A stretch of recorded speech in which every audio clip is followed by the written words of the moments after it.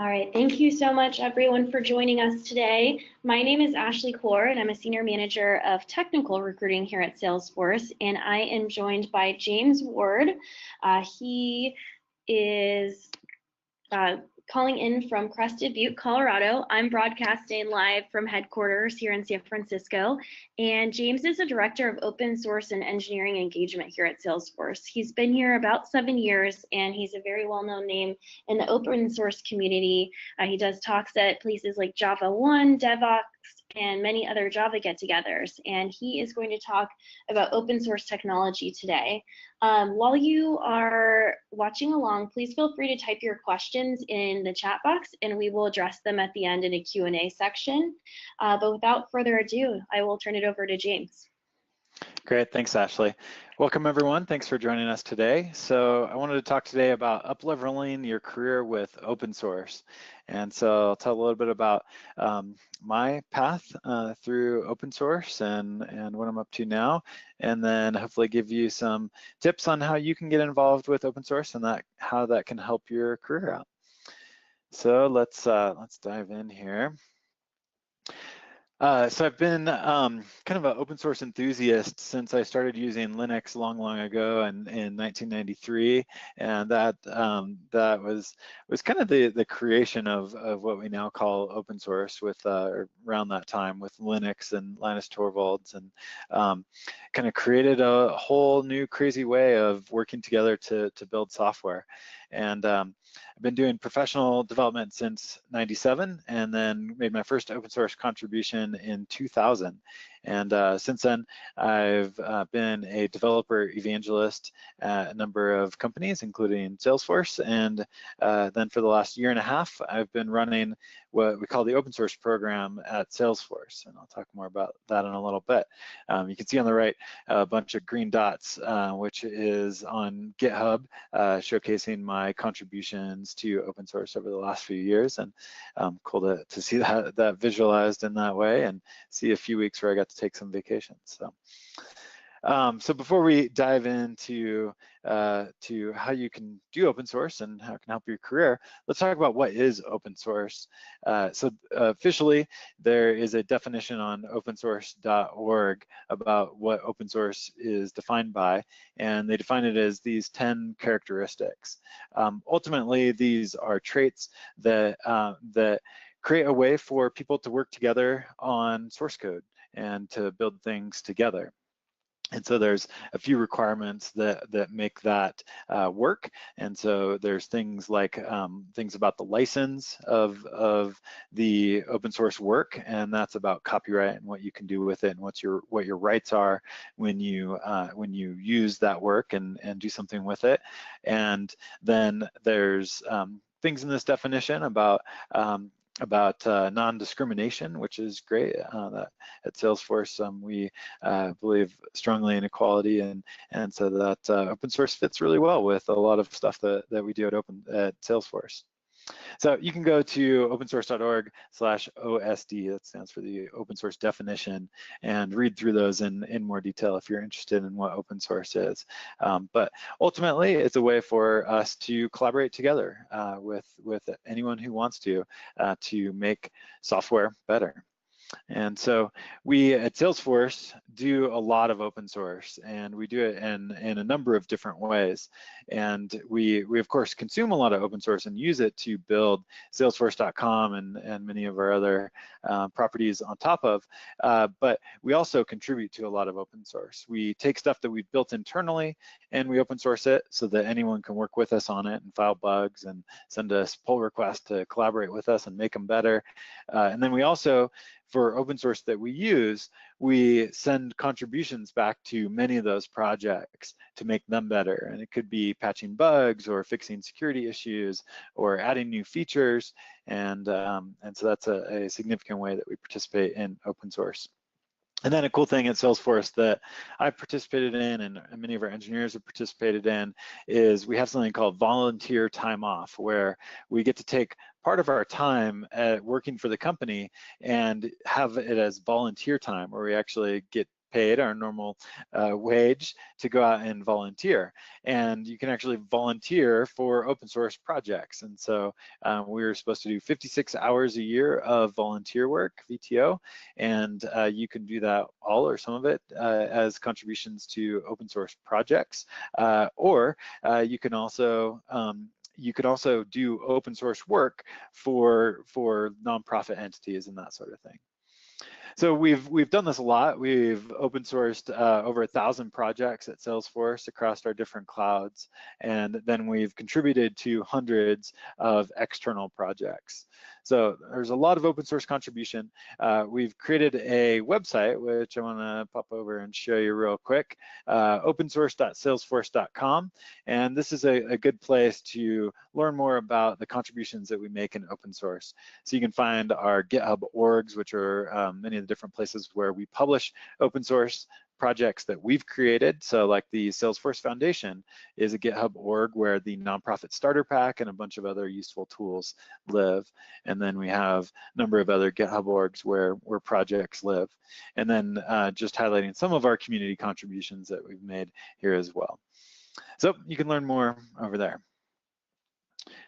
Okay, so we love that we were able to contribute to open source, but why do we contribute to open source at Salesforce, and why should you contribute to open source?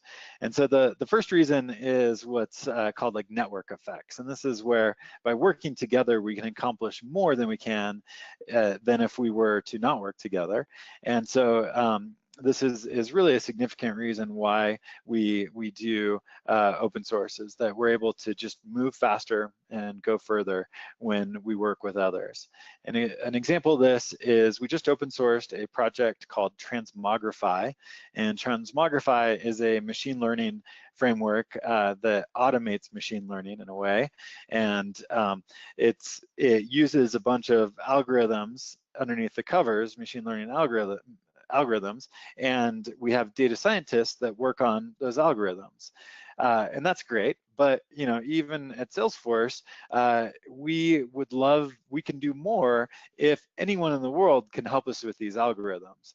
And so that was a big reason to open source Transmogrify, was so that it wasn't just the people at Salesforce building these algorithms and tuning them and making them better, but anyone can use those algorithms, and then also anyone can contribute new algorithms to us and make that project better for everyone. So that's a significant reason, is the network effects. Another reason is what I'm calling non-proprietary skills. And what this is that, let me give an example. At Salesforce, we manage a lot of servers, and there is technology that can help us manage those servers. And when we were looking at what we wanted to do with our next generation of technology to manage our servers, we could have gone and built it ourselves from the ground up. But when we do that, we now have something that when we onboard new engineers onto our team, now they need to learn this special way that we've done things. And so there's an onboarding cost there, there's a maintenance cost there, and instead, what we chose to do was we used Kubernetes to manage our clusters, and what that enables us to do is now for any new engineer that wants to join Salesforce and work on our cluster technology, they just have to know Kubernetes, which is open source, and lots of people know it. And so that opens us up to a talent pool. We don't have to train people on something special, some special sauce to become an engineer working on that technology. So I think that provides a lot of value to the organization. Next reason for why open source is to avoid what's called the fork tax. And the fork tax is something that's actually really common in a lot of organizations that use open source, is that you'll use an open source library, and let's say you find a bug or need to add a feature to it, then you have your own private branch, your own private version of that open source project. And so you make changes to that code, privately, but when you don't share those changes back to the open source project that you have forked from, then what that essentially is doing is creating a tax or a maintenance burden on you, because it actually takes a lot of work to synchronize the changes that you've made with the changes that are happening on the open source side of things. And so what often happens is that things just lag behind, things don't get updated, and that means that you're not able to take advantage of security fixes, bug fixes, new features, those sorts of things. So to avoid paying the fork tax, it's better to take those contributions and contribute them back to the origin project instead of leaving them in your private fork of the project. So that's something that we do a lot with a lot of different projects. The next reason I want to highlight is to build cred, so credibility. So this is great for you personally when you contribute to open source. Now you can get your name out there in a way that may be hard to otherwise. Also for Salesforce, we love to talk about how we're a contributor to Kubernetes and to Apache Phoenix and to many of these well-known open source projects out there. It gives us credibility as an engineering organization, and then of course also gives credibility to our engineers who we're paying to make those contributions. So those are the 4 reasons why we love our engineers to contribute to open source. So now let's move on to talking about career stuff. I've been lucky enough to be able to do a lot of open source stuff over the years, but I saw this tweet from a guy that I follow on Twitter, John DeGoes, and he shared some career advice. This was pretty recent, so I thought this was timely and a good way to put it. And basically what he's saying is that continue learning. That's just a good thing as an engineer, is to continue learning, and then share what you're learning publicly. And that can be through projects, open source projects. That can be through blog posts and other content that you create. That can be through speaking at conferences.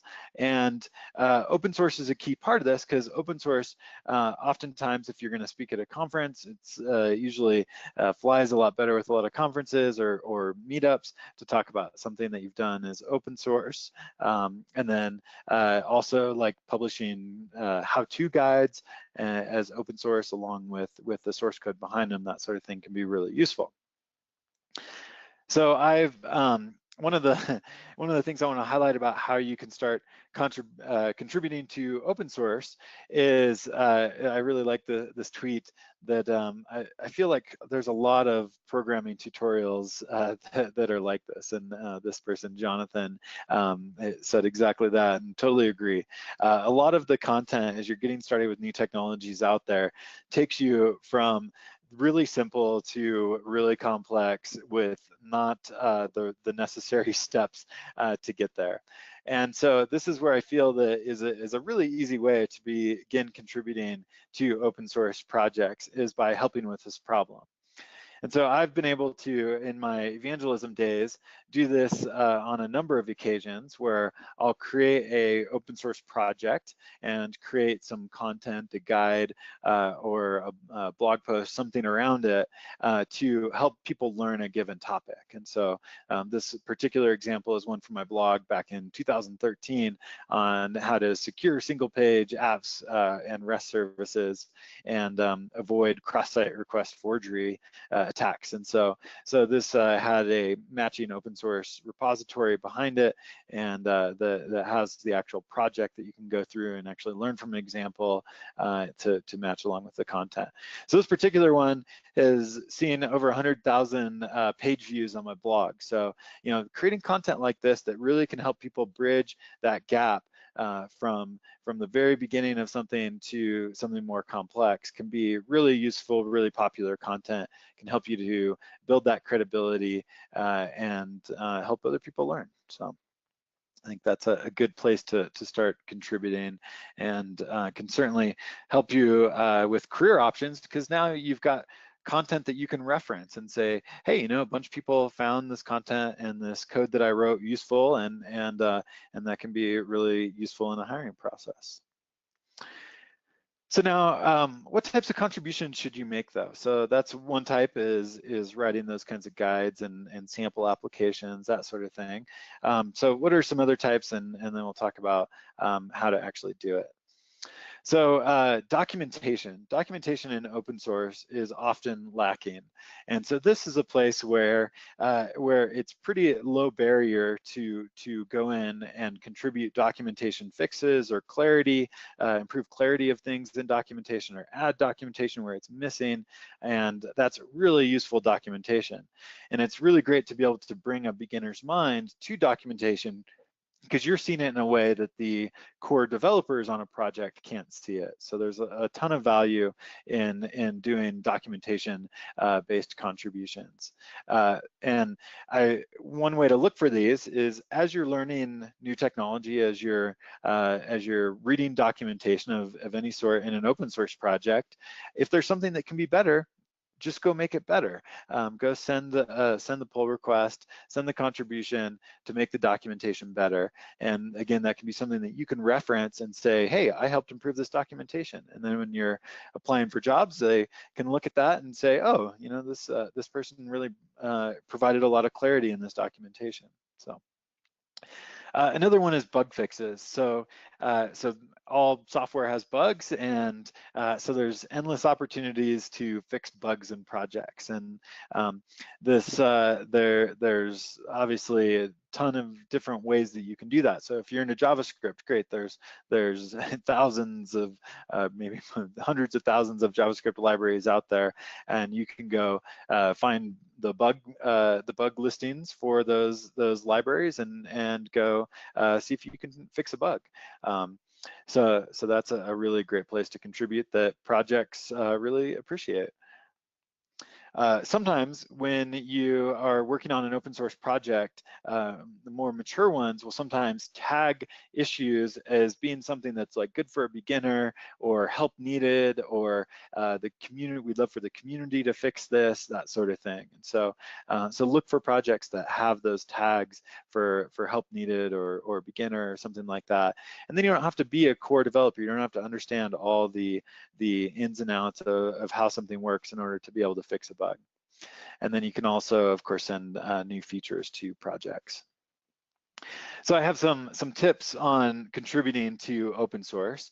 It's something that certainly feels very scary at first to be vulnerable and send a contribution to some people that you don't know who could potentially be mean and respond harshly. And so I have some tips to help you with that. So first, read the contributing docs. Not every, but many open source projects have documents around how to contribute.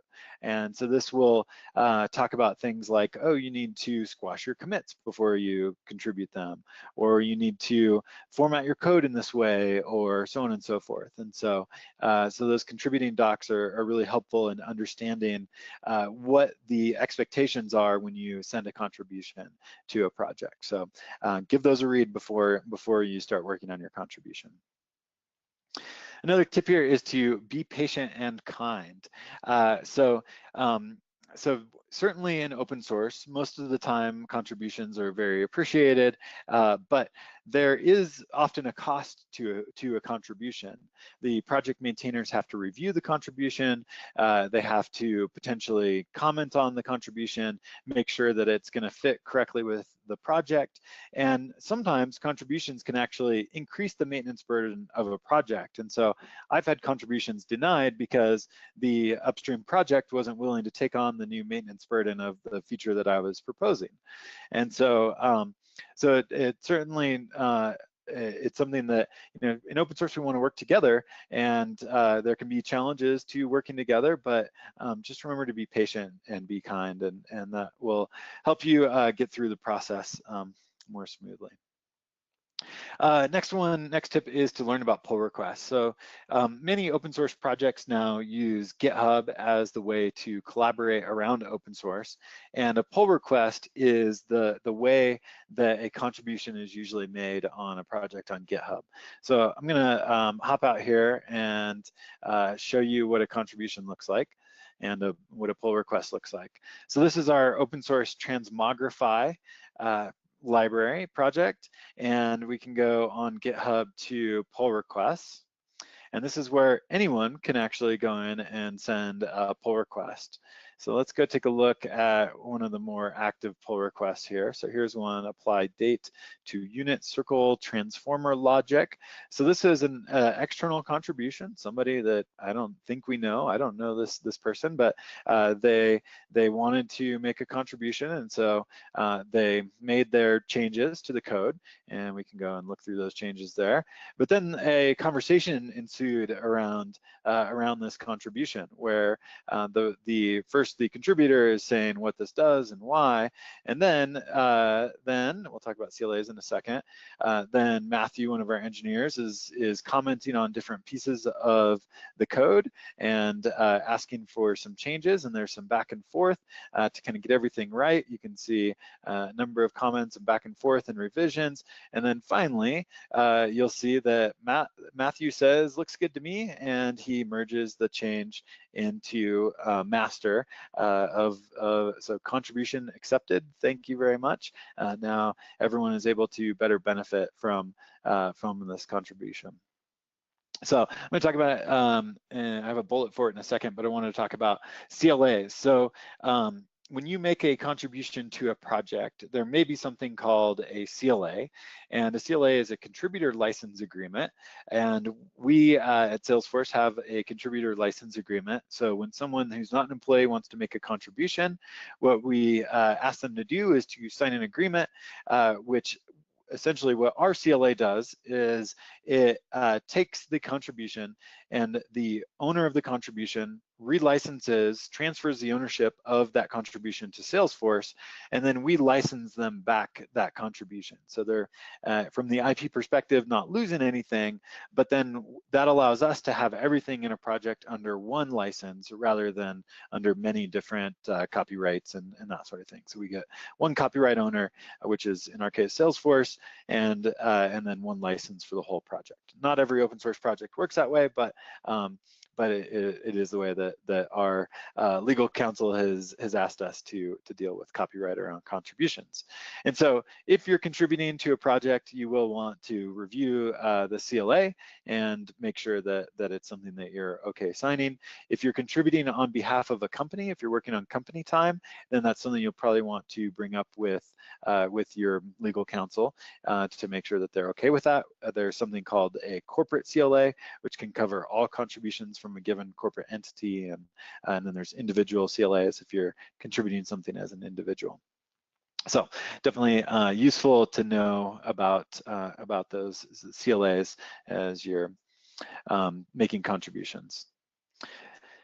Okay, so there's CLAs, and then pull request. You saw what a pull request looks like. The way that you actually make a pull request is to create a fork of a project and then make your changes, get your changes into a commit, and then GitHub walks you through the process of taking your commit or commits and sending them to the project as a request to pull your changes into a project.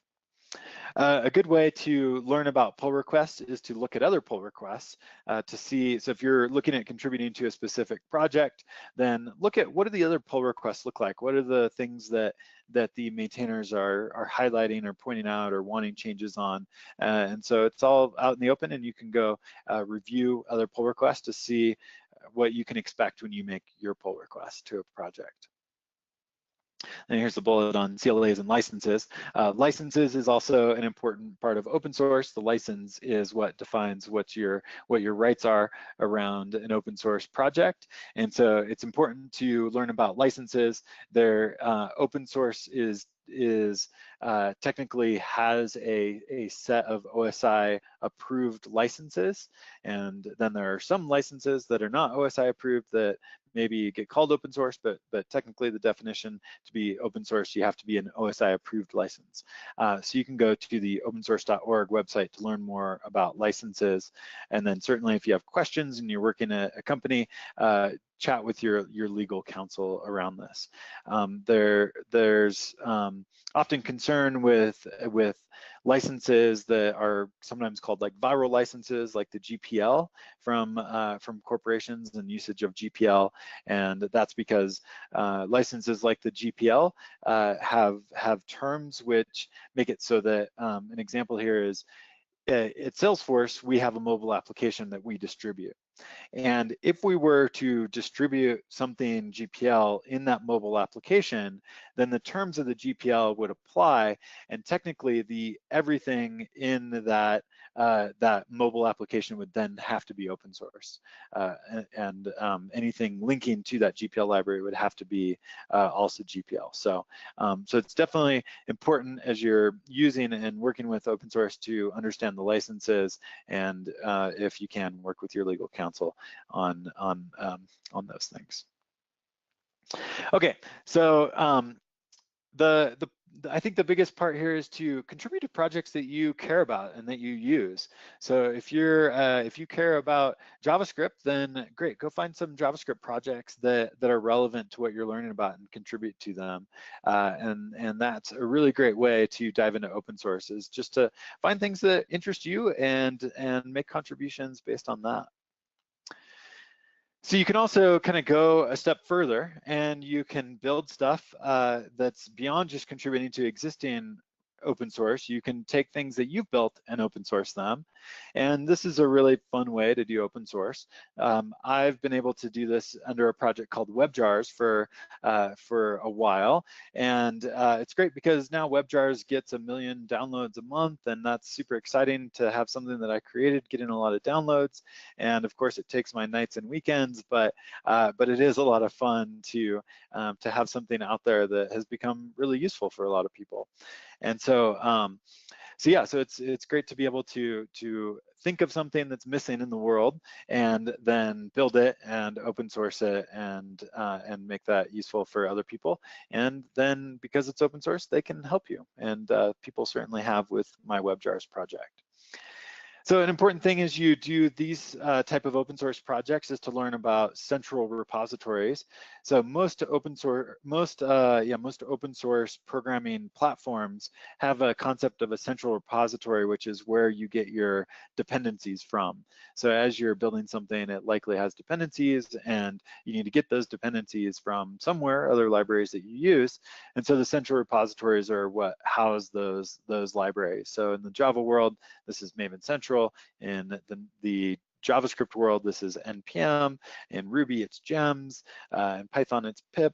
So all sorts of different central repos depending on what programming platform you're in. But if you're going to build something for other developers to use, then it's definitely recommended that you would put that into a central repository.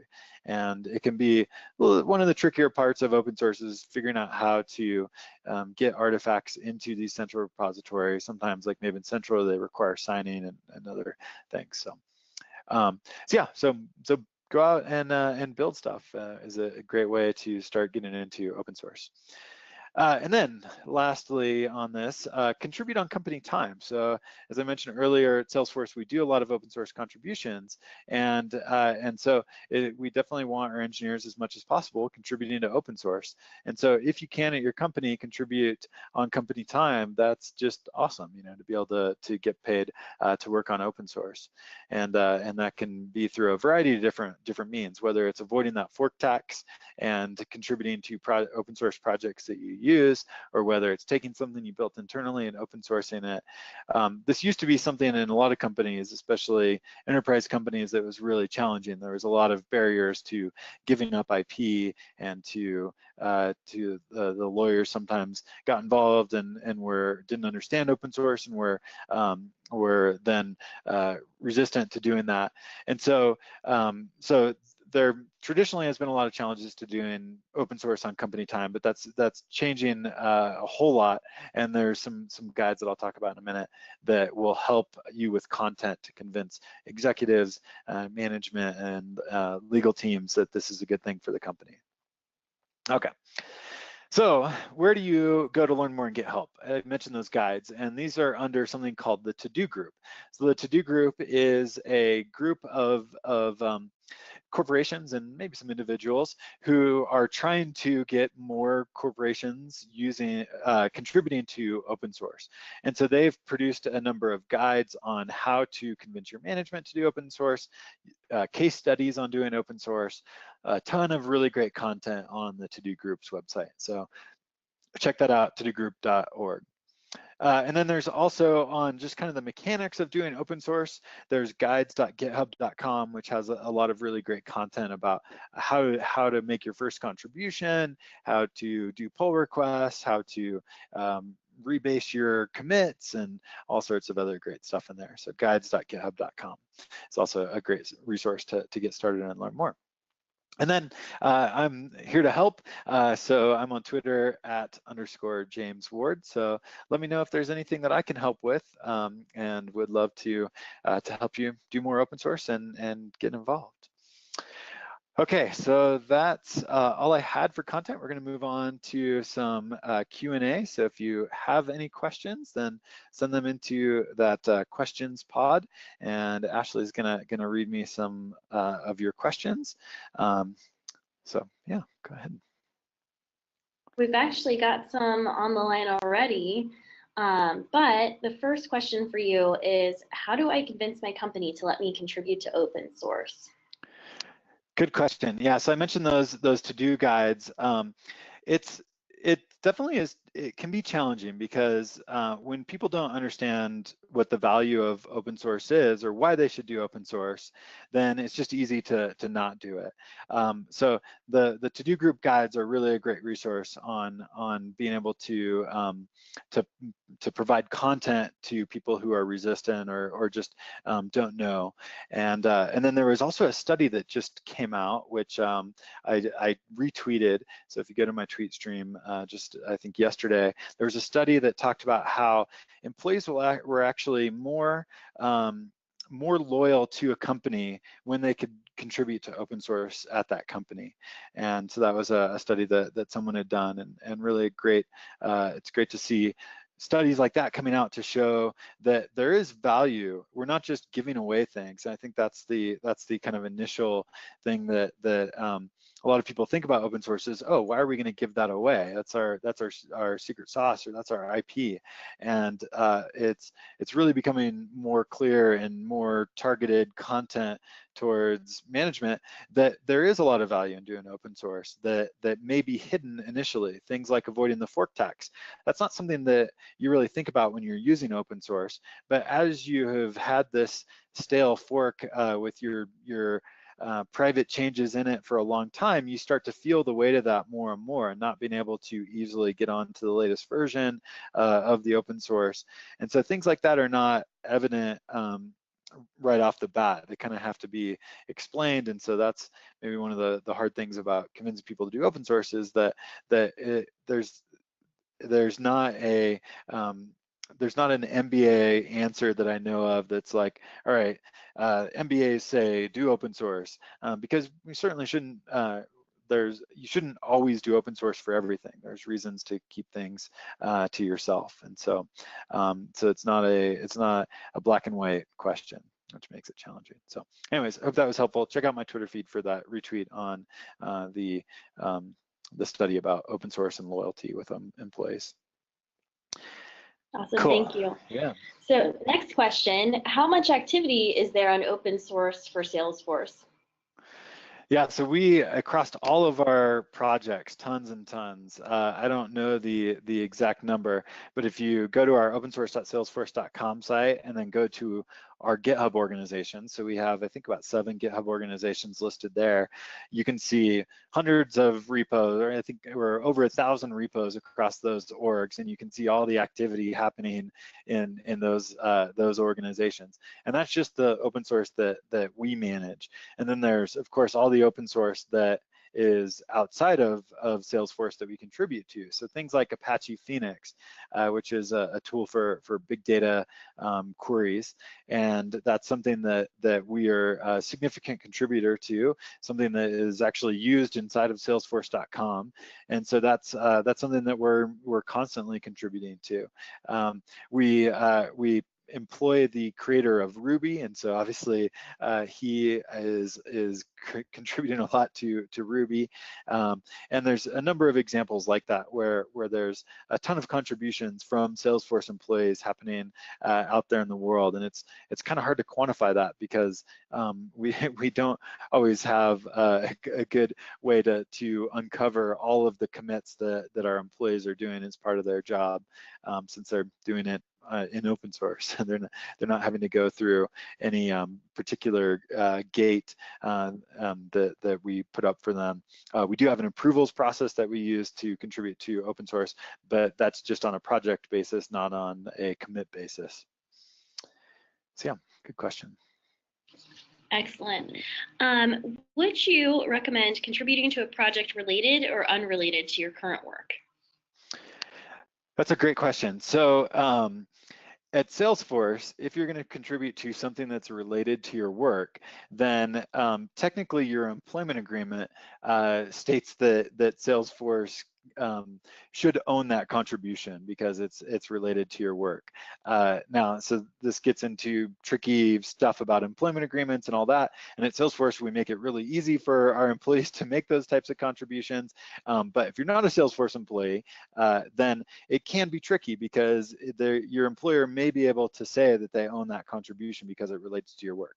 So if you can contribute to something not related to your work and not on work equipment and not on work time, that certainly makes things more clear from a ownership perspective of the contribution. But if you can contribute on work time or contribute to projects even not on work time that are related to your work, then great. You know, obviously that's great. But at Salesforce, we do have that approvals process to do that sort of contribution. That's, I guess, the legal way to answer that question. The other way to answer that question is that I have passions around software that are not at all related to work, and then I have some that are related to work. And so how I decide to prioritize which I work on, I actually usually my open source time outside of work is spent on WebJars, and that's unrelated to my job. And then my open source time inside of work, what I work on is projects that actually help our engineers do open source. So we have the CLA bot, which you saw earlier on the Transmogrify pull request, asking the contributor to sign the CLA. There's a bot that I built that does that, and I open source that. And so that's one of the projects that I get to work on work time. And so, yeah. That's how I look at that. Thank you for that. So next question, can the source code be done by a lift and shift and build enhancements on top of it? Yeah, so I think what that's referring to is forks. And so that's where I was talking about the fork tax. So what often happens in open source is that you're using some open source and then you need to make some changes. So you create a fork to that open source project and you make your changes. And if you're doing that on behalf of your company, then those changes are likely private. And it is certainly preferable to, instead of keeping those changes private, make those changes back to contribute those changes back to the upstream project, and then that helps you avoid that fork tax. So that would be certainly the preference.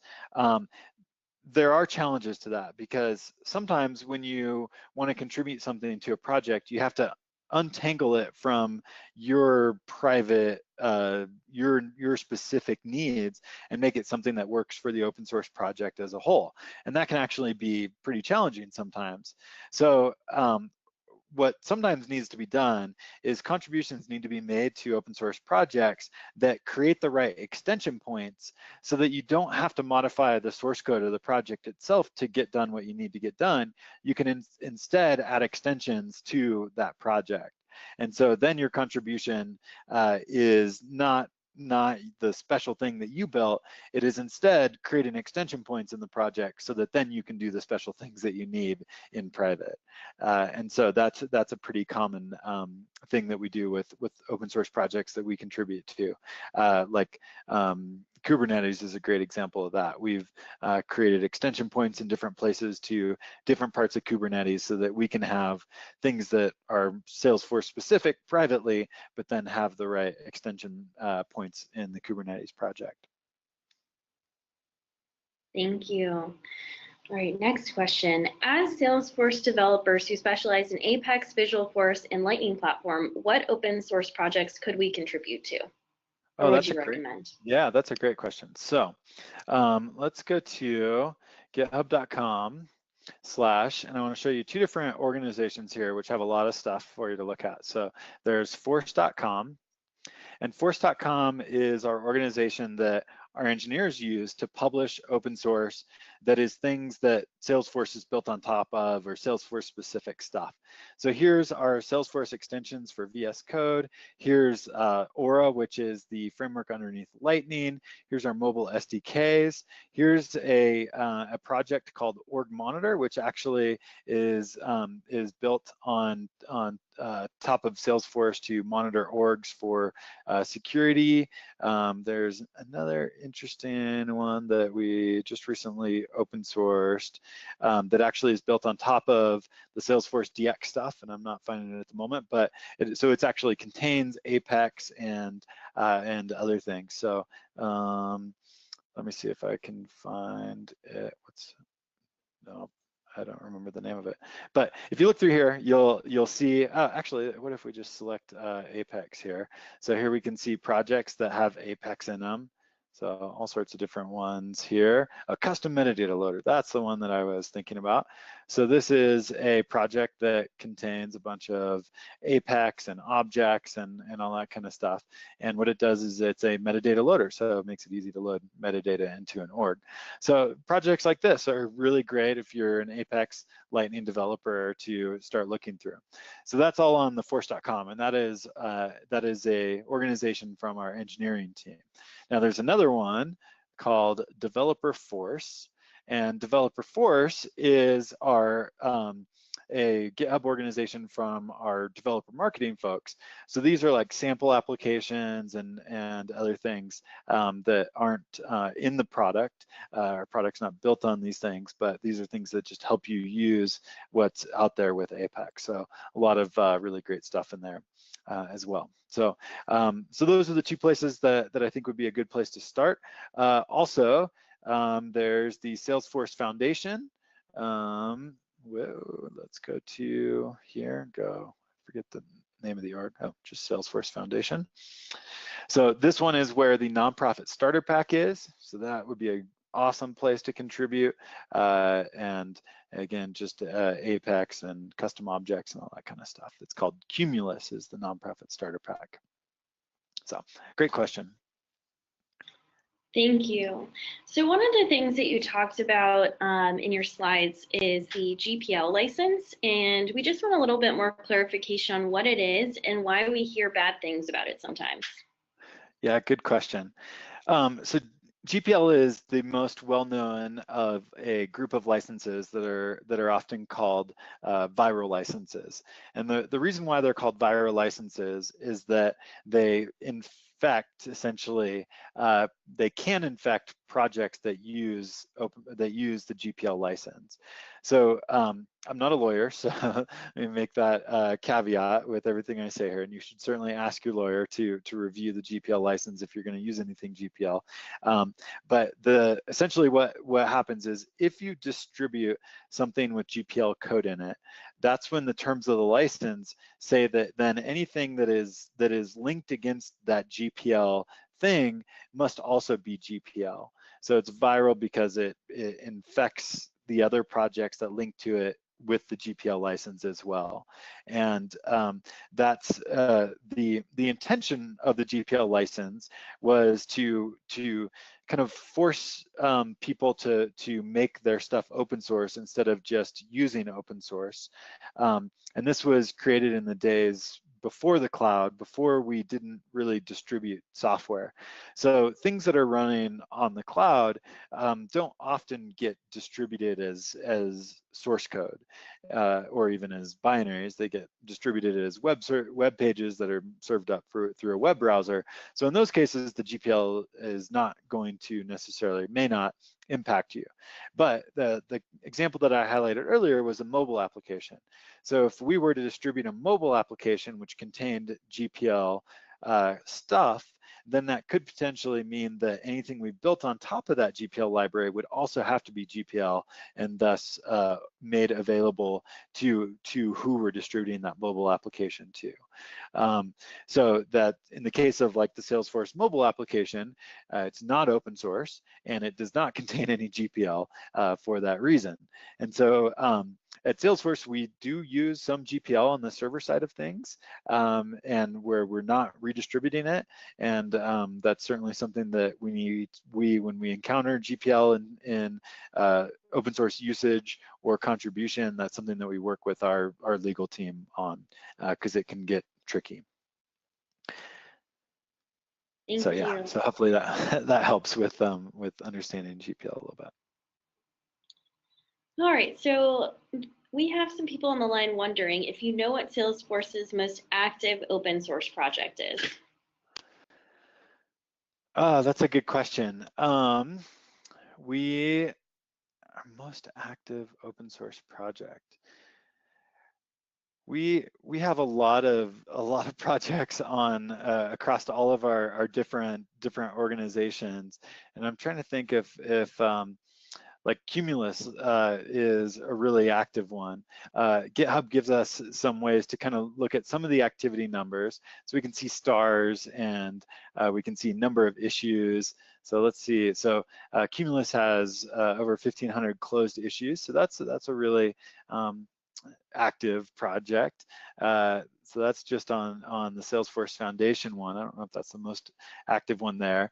And then if we go to the Salesforce org, our Transmogrify one is a really new project, but that one already has almost 1,000 stars on GitHub. Some of our machine learning, natural language processing stuff, recurrent neural networks stuff has been really popular as well. So yeah, there's all sorts of different ones. Oh, Design System React. This is Lightning Design System wrappers for React, and so that's been a really popular one with a lot of contributions. So yeah, there's tons and tons of different stuff out there. Argus is a time series monitoring database that we actually use internally at Salesforce. Refocus is a data visualization project that we use internally at Salesforce. So tons and tons of different stuff out there. And then there's all the open source that we contribute external to, like Apache Phoenix. So there's just so many things that we contribute to. I don't have a good answer to what the most active one is, but there's a ton of stuff out there. Awesome, thank you. All right, last question, and this one is near and dear to my heart, James, because you know that I'm always trying to hire, but does Salesforce have jobs for engineers who want to contribute to open source? Definitely, and that's a great question, because we would love for you to come work with us on open source. And so the place where you can go search for jobs is salesforce.com/company/careers. And let's just go do a couple searches and see if we can find some of the stuff that I've talked about, see if there's some open source jobs up there. I know that there is a bunch, but just so that we have some proof in the pudding, let's go look for Kubernetes. So let's search for that. So 23 results for Kubernetes, that's great. So yeah, so all sorts of different stuff from DevOps and Hyderabad to architect in Massachusetts. So lots of different jobs, engineering, management, all sorts of different things there for Kubernetes. Also, there's Phoenix, Apache Phoenix. I always forget how to spell Phoenix. Hopefully I spelled it right that time. And I don't know, I don't think it's going to show me jobs actually in Phoenix, the location. Yep, no, this is Phoenix jobs. So things like software engineer for big data in Hyderabad, and then distributed systems software engineer, and then some engineer positions around big data in San Francisco. So, so that's just 2 examples. Lots and lots of different jobs where you can actually spend your day working on open source. So yeah, check out the careers site for more information on that. James, thank you so much. This was incredible. Where can people find you? Yeah, so on Twitter, _James Ward is a great place to find me.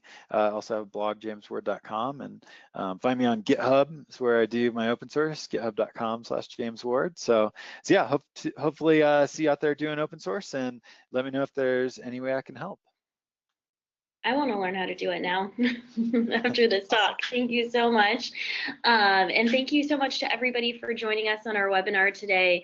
We appreciate it. And please, please, please check out the resources that James mentions in this talk. And we look forward to seeing you next time. Take care.